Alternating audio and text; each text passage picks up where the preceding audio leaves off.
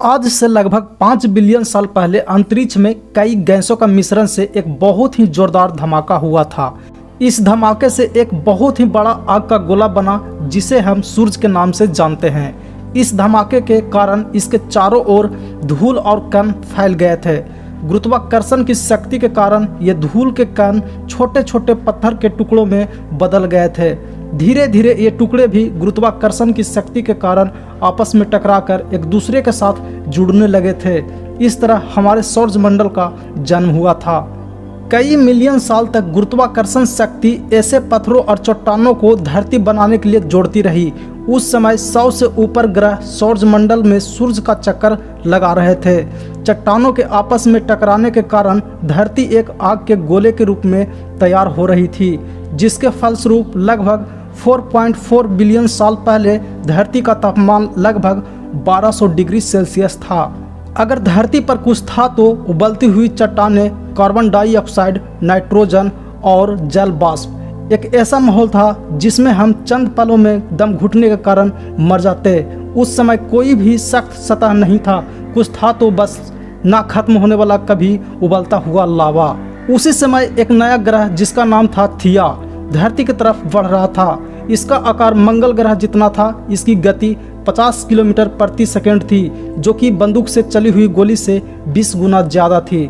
जब यह धरती की सतह से टकराया तो एक बहुत बड़ा धमाका हुआ, जिससे कई ट्रिलियन कचरा धरती से बाहर निकल गया और वह ग्रह धरती में विलीन हो गया। कई हजार साल तक गुरुत्वाकर्षण अपना काम करती रही और धरती से निकलने हुए कण कई हजार साल तक इकट्ठा कर धरती के इर्द गिर्द एक चक्कर बना दिया। इस चक्कर से एक गेंद बनी जिसे हम चांद कहते हैं। ये चांद उस समय 22,000 किलोमीटर दूर था, जबकि आज ये 4 लाख किलोमीटर दूर है।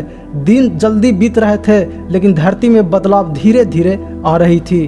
3.9 बिलियन साल पहले पृथ्वी की उत्पत्ति होने के बाद अंतरिक्ष में बचे चट्टानों का धरती पर हमला होने लगा था।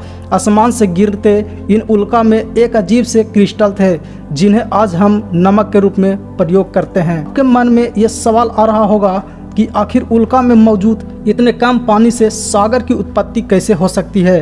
तो इसका जवाब है कि ये उल्का धरती पर 20 मिलियन साल तक गिरते रहे, जिस कारण धरती पर काफ़ी पानी इकट्ठा हो गया था और यही कारण है कि धरती पर सागर का निर्माण हुआ। धरती पर पानी इकट्ठा होने के कारण धरती की ऊपरी सतह ठंडी होने लगी थी और उबलती चट्टानें ठंडी होने के कारण सख्त होने लगी थी, लेकिन धरती के अंदर लावा उसी रूप में मौजूद रहा।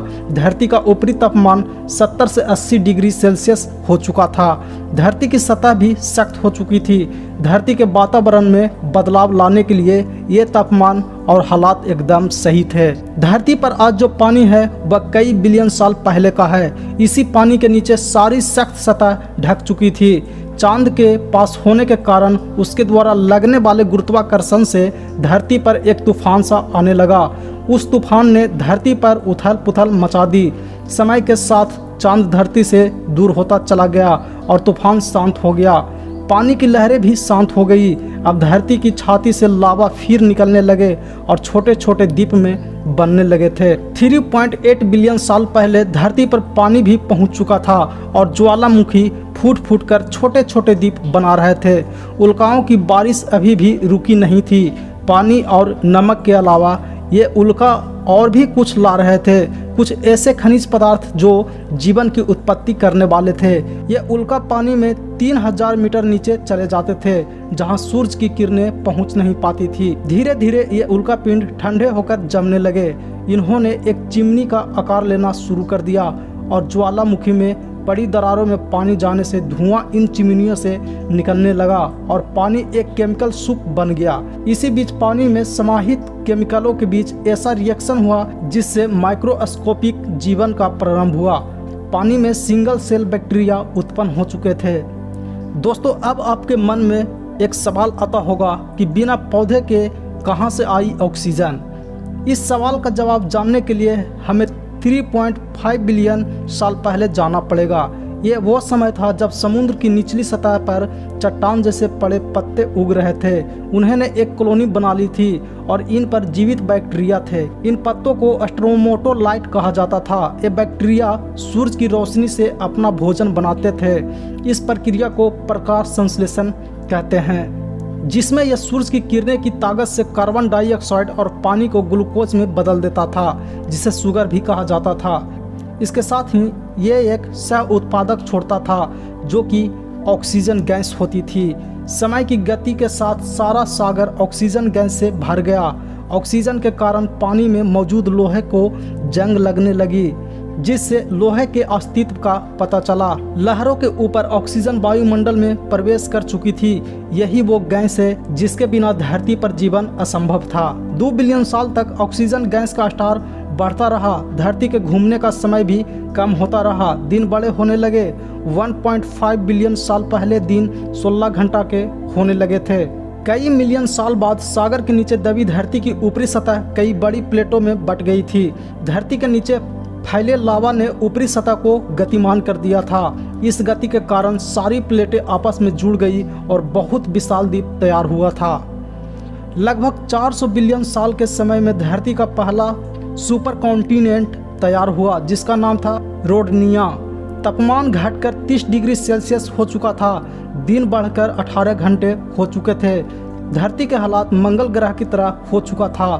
750 बिलियन साल पहले धरती के अंदर से एक ऐसी शक्ति निकली जिसने धरती की सतह को 2 टुकड़ों में बांट दिया, और यह शक्ति थी ताप, जो कि धरती के नीचे पिघले हुए लावा से पैदा हुई थी, जिसके कारण धरती की ऊपरी सतह कमजोर पड़ गई थी और धीरे धीरे दोनों सतह एक दूसरे से दूर होती चली गई, जिससे 2 महाद्वीप बने, साइबेरिया और गोंडवाना। धरती के ऊपर ज्वालामुखी फटने का सिलसिला अभी जारी था। ज्वालामुखी के साथ कार्बन डाइऑक्साइड भी साथ में निकलती थी। वातावरण में फैली कार्बन डाइऑक्साइड ने सूरज की किरणों को सोखना शुरू कर दिया, जिससे धरती का तापमान बढ़ने लगा। बढ़ते तापमान के कारण सागर के जल में बदलाव बने और कार्बन डाइऑक्साइड की उपस्थिति में मिलकर अम्ल वर्षा होने लगी। बारिश के साथ आने वाली कार्बन डाइऑक्साइड को चट्टानों और पत्थरों ने सोख लिया। वातावरण में कार्बन डाइऑक्साइड खत्म हो जाने से कुछ हजार सालों में तापमान घटकर 50 डिग्री सेल्सियस हो चुका था।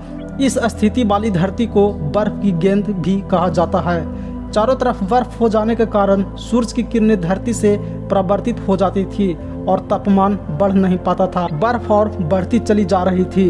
धरती का केंद्र अभी भी गर्म था। ज्वालामुखियों का फटना भी जारी था, लेकिन बर्फ इतना ज्यादा हो चुकी थी कि ज्वालामुखी से निकलने वाली गर्मी उसे पिघला नहीं पा रही थी। परंतु अब कोई ऐसा सोर्स नहीं था जो कार्बन डाइऑक्साइड को सोख पाता। सारे चट्टान और पत्थर बर्फ के नीचे दब चुके थे। एक बार फिर कार्बन डाइऑक्साइड ने अपनी ताकत दिखाई और सूरज की गर्मी को सोख कर बर्फ को पिघलने पर मजबूर कर दिया। अब तक दिन भी 22 घंटे के होने लगे थे। बर्फ पिघलते समय सूरज से आने वाले परावैंगिक हानिकारक किरणों से एक केमिकल रिएक्शन हुआ, जिससे पानी में हाइड्रोजन पर ऑक्साइड बनी और उसके टूटने से ऑक्सीजन, यही ऑक्सीजन गैस 50 किलोमीटर ऊपर वातावरण में पहुंची तो वहां भी एक केमिकल रिएक्शन हुआ, जिससे ओजोन नाम की एक गैस बनी जो सूरज से आने वाली हानिकारक किरणों को रोकने लगी, जिसने इवाइन की शुरुआत को एक आधार दिया। अगले 150 मिलियन साल तक इस गैस की परत काफ़ी मोटी हो गई थी। इसके साथ ही पेड़ पौधे अस्तित्व में आने लगे और ऑक्सीजन की मात्रा और बढ़ती चली गई। सब कुछ ठीक ठाक चल रहा था। पानी में से पहली मछली टिकटेलिक बाहर आने की कोशिश कर रही थी। 15 मिलियन सालों में इसने धरती को अपना निवास स्थान बना लिया था। इसके साथ ही ड्रैगन फ्लाई का जन्म हुआ। ऑक्सीजन की मात्रा ज़्यादा होने के कारण इनकी हड्डियां और मांसपेशियां बड़ी तेजी के साथ बढ़ रही थी। तभी अचानक वातावरण में बदलाव आया। 250 मिलियन साल पहले साइबेरियन मैदान में अचानक लावा धरती से बाहर निकलने लगा और वहां के सभी जीव मर गए। गोंडवाना महाद्वीप में ऐसा लग रहा था जैसे कुछ हुआ ही नहीं हो। यहां तापमान लगभग 20 डिग्री सेल्सियस था।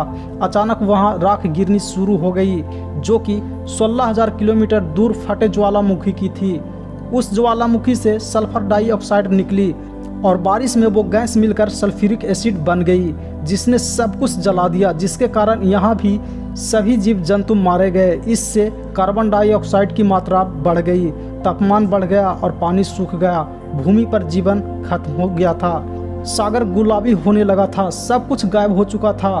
न पेड़ पौधे थे, न जीव जंतु। सागर में कुछ था तो सिर्फ और सिर्फ सवाल थे। सागर के पानी में मीथेन गैस के बुलबुले निकलने लगे। अभी तक यह गैस जमी हुई थी, पर सागर के तापमान के बढ़ने से यह पिघल कर बाहर आने लगी थी। यह गैस कार्बन डाइऑक्साइड से 20 गुना जहरीली है। सब कुछ खत्म हो गया था और धरती फिर से उसी स्थिति में थी जिसमें उस समय से 250 मिलियन साल पहले थी। ज्वालामुखी के फटने और लावा के बिखरने से दोनों महाद्वीप फिर से जुड़ गए और 250 मिलियन साल पहले दोबारा एक सुपर कॉन्टिनेंट बना, पोंगिया, जो कि एक ध्रुव दूसरे ध्रुव तक फैला हुआ था। एसिड रेन का असर खत्म हो रहा था। सागर का पानी भी नीला हो चला था और धरती नीला ग्रह बन गई थी। पेड़ पौधे फिर वापस उगने लगे थे। अब वक्त था डायनासोर का।